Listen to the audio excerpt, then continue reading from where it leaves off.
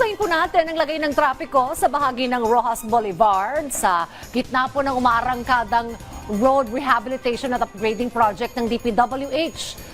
Hatid po yan ni Denise Osorio. Live, Denise.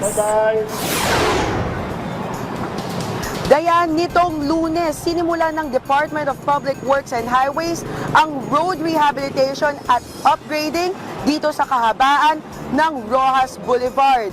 Ika-4 na araw na ngayon ng kanilang proyekto.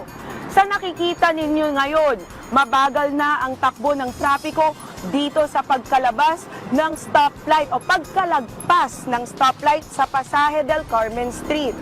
Dulot ito ng roadworks. Samantala, maaari pa ring dumaan sa service road ang mga pa-northbound kung hindi talaga maiiwasang dumaan ng Rojas Boulevard.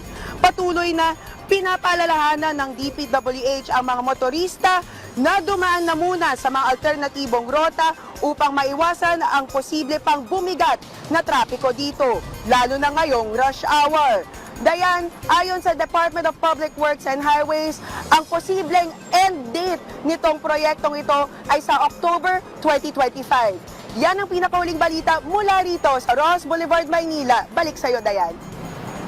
Maraming salamat, Denise Osorio.